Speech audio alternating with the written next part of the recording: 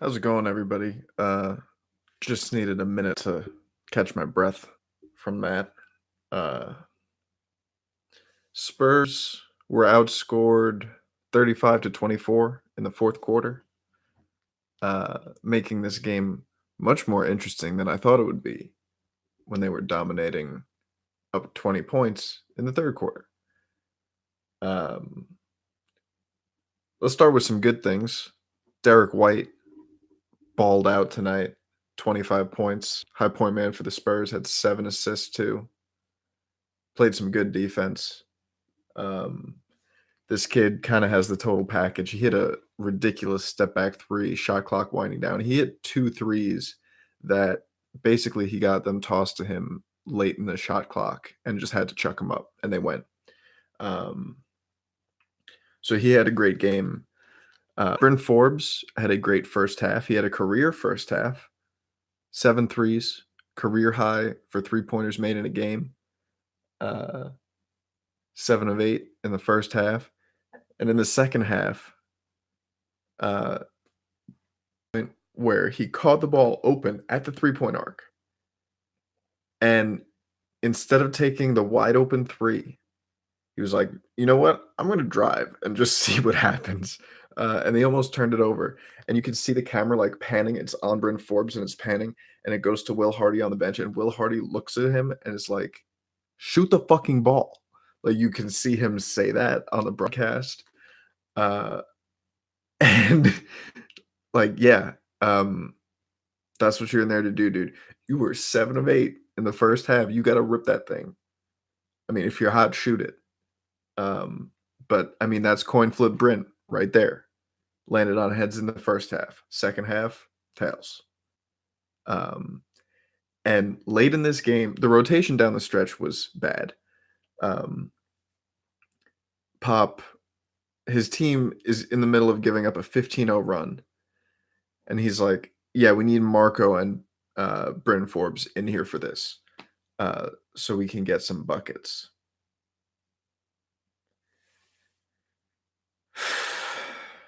If you rely on those guys to get you scoring, you're not going to go anywhere because they can't defend anybody. And it wasn't all on them, obviously. It's a team game. Everybody got scored on that run. But, like, if your goal is to get stops, it doesn't make sense from a coaching perspective to put those guys in. Bryn was getting cooked. Marco was getting cooked by Ricky Rubio. Bryn was guarding Devin Booker in the fourth quarter of this game. Yeah, Spurs got very lucky tonight to win this game. Bryn played 33 minutes. Bryn played more than LaMarcus Aldridge.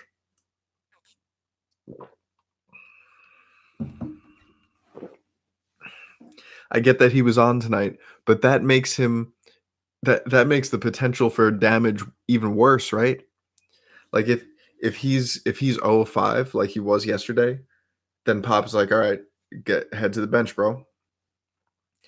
But if he hits 7 of 8, you have to play him in the second half. You have to.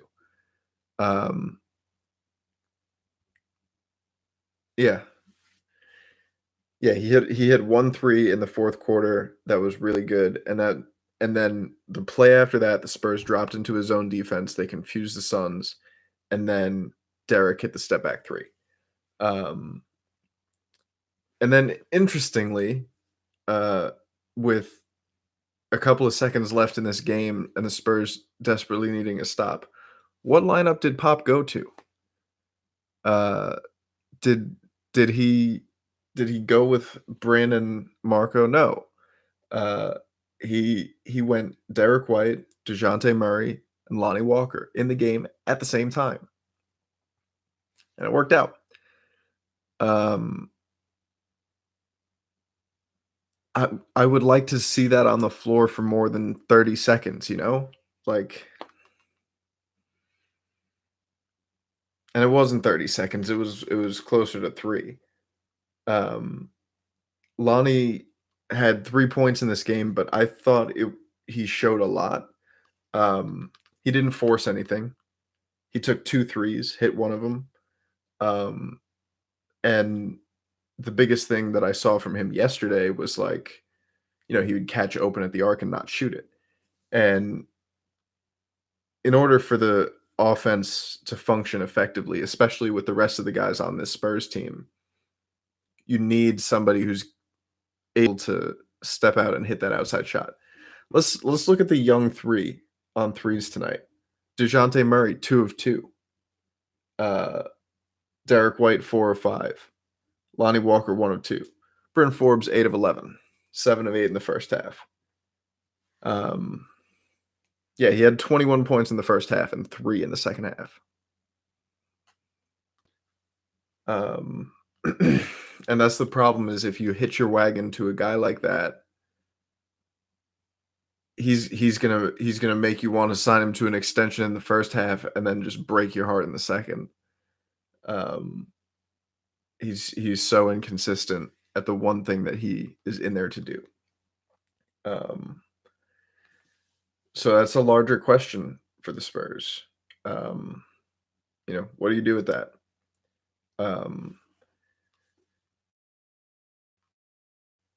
Anybody else think that maybe Derek White, the way he's been playing the last couple games, um, when Lonnie got his one start, he was in because I guess Pop likes the pairing with him and Derek White. If Derek White were to go into the starting lineup, would that maybe open it up for Lonnie to go in as well? Um, and again, this is not to say that Lonnie right now is even one of the best 5 players on the Spurs. Um, but if you watch the way he defended tonight, it was just leaps and bounds above what some of the other players on this team can do. Um,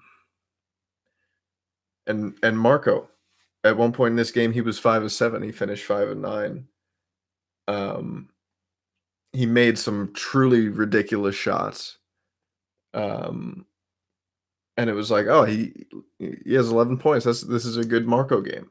But even a good Marco game is also just overall a bad game because he has to play defense for half of 23 minutes. So,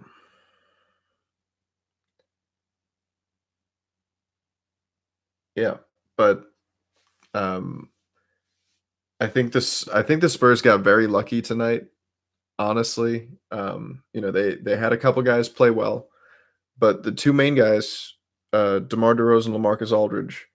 LaMarcus was 6 of 14 from the floor, and DeMar was 5 of 15. DeMar had 8 assists, 9 rebounds. But he also had 5 turnovers.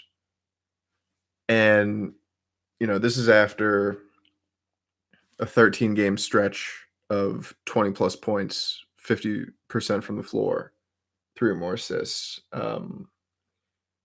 That ended yesterday. And maybe we're seeing him regress to the mean. Um, which obviously shooting 62% from the floor for a month is not super sustainable. It's awesome, and there was a valid structure and explanation for that. But I don't think anybody expected him to do that for the rest of the season, every single game. He's entitled to have an off night shooting the ball. Would like to see him a little bit more aggressive attacking the rim. Uh, in the past couple games, he's settled for a lot of jumpers. Um, and LaMarcus Aldridge, uh, he also settled for a lot of like tough turnaround fades in the post. 1 of 4 from 3. He got to the free throw line a little bit, but I mean, Ayton is a big body to go at in the post, right? Um, if you run pick and pop and spread it out a little more and pull him out of the paint, that opens things up for everybody else. But um, he was kind of forcing it in the post a little bit, and the defense was just kind of bad. Like the defense was kind of bad. Um, I was kind of amazed that Bryn Forbes got the better of that Devin Booker matchup, at least in the first half. And it kinda evened out as the game went on. Um, I think Booker finished with 37. Yeah, that's about right. 37 points, 5 assists, 7 rebounds. He really turned it on in the second half. Um, and Rubio had 15 points and 9 assists. So everyone in their starting lineup uh, scored in double figures. Oubre and Rubio had 15. Aiton had 25 and 12. And Booker had 37. Like this was a tough game for the Spurs. And they were able to pull it out, but there was a lot in this game that had me scratching my head. Um, and you know, as well as some of the Spurs played, they absolutely got lucky in this one. Um, they're up 2 points with 10 seconds left in the game. All they need to do is inbound the ball and get fouled. That's it. That's all you got to do is inbound the ball and get fouled. Uh, and they have to inbound it to LaMarcus at like half court because they're pressuring. And he almost commits a backcourt violation, passes to Bryn. All Bryn has to do is hold on to the ball and get fouled. And that boy chucks that thing like sideways, like does the upside down wrist flick, like ooh sauce, and just misses Marco Bellinelli, throws it out of bounds, uh, and Marco fouls and sends Rubio to the line off that, and Rubio missed the free throw, and that's the game in a nutshell. That sequence is what happened in this game. Spurs made uh, an inexcusable mistake, and the Suns didn't make them pay for it. That was the whole game. Um, and they got away with it. Spurs got away with one tonight. Um, they moved to 19 and 23 on the year. Let's check the standings because I know Memphis lost tonight. I know Phoenix was right behind the Spurs. Um, I think they were a half game behind.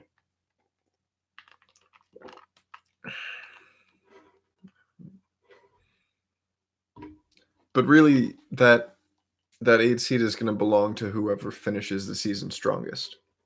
Um, and we just don't know what that's going to look like. Spurs right now are a half game out of the 8 seed, um, even in the loss column with Memphis. So it's still anybody's. The 7th seed, I mean, the Thunder are kind of good. It's weird, but like they're winning basketball games. They beat the Rockets. The Rockets are the 6th seed. The Thunder are 2 games behind the Rockets. Dude, James Harden shot 1 of 17 from 3 tonight. That's incredible.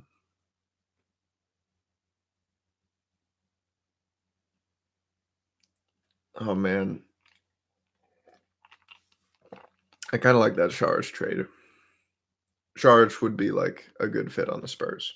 Um, I just don't see a trade between those two teams happening because I wouldn't expect Pop to make a trade in the conference, especially with a team that you're competing for the AC for with. Um, but yeah, I mean, the Spurs have been playing better. They're now 8 and 6 in the last 14. Um, and the way they've been playing has been better. Um, but the questions on defense still remain. So, and the questions with the rotation still remain. So, we'll see how this goes moving forward. Um, we'll see. We'll see if Bryn did enough in the second half uh, to convince Pop that the first half didn't mean wasn't good enough to stay in the starting lineup. I don't think so, but it was a really bad second half. Yeah, Trey Lyles had 2 points tonight. Um, I mean, look, he's not a major piece in terms of scoring. If he has a night where, you know, he gets a couple buckets, that's great. But he's in there to space the floor, rebound, play without the ball, and play some defense. And that's why he's in the starting lineup. People always ask me why he's in the starting lineup. Um, exactly, he's not a bad player. He's just not like a huge impact guy, and that's fine. And that's in that starting lineup, you need somebody who doesn't need the ball. Um, so I don't. I mean, they've rolled, and he has been better than. Excuse me. He's been serviceable at that position. All right, next game is at the Pelicans. This one's on national TV because Zion's coming back. Uh, oh God, what if Marco has to guard Zion?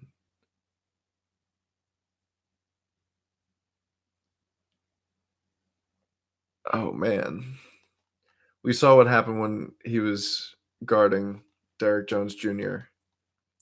and just neglected to box out. Um, yeah, that might end somebody's life if Marco's guarding Zion Williamson. Um, but we'll see on national TV. Be fun. All right, guys. You be good. Uh, you know, be nice to your local beat writers.